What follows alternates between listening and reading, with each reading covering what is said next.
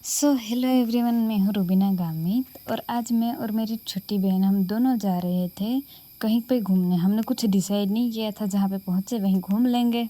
और हम हमारे घर से करीब 2-3 किलोमीटर नहीं सॉरी 4-5 किलोमीटर पे पहुँचे थे। तब हमने देखा कि एक बहुत खूबसूरत सी नदी थी, पर वहाँ तक पहुँचने में हमें ये इतने ब्यूटीफुल से सीन मिले थे जिसमें हमें मज़ा आ गया था।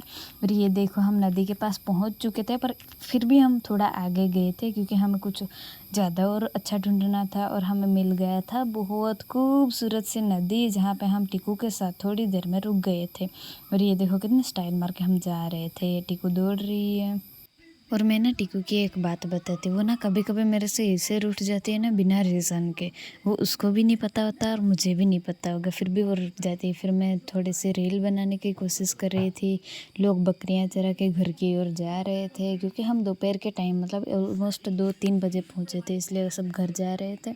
हम तो मज़े ही कर रहे थे क्योंकि वहाँ पे कोई लोग नहीं आए थे। इतने ज़्यादा छोटे बच्चे यहाँ से कूद के नहा रहे थे, इतने ऊपर से नहा रहे थे, उनको डर भी नहीं लगता। बोलो, डर तो हमें लग रहा था जो बैठ के देख रहे थे। फिर इतना अच्छे से वो लोग स्विमिंग कर रहे थे। यहाँ से भी एक छोटा सा झरना आ रहा था।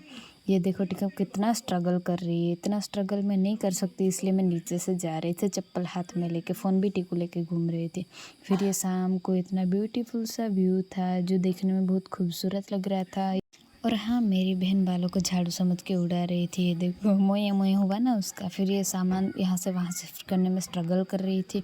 और ये शाम को नदी बहुत खूबसूरत लग रही थी। बच्चे खेल रहे थे, उनके हिसाब से वो यहाँ वहाँ कूदते फिर रहे थे।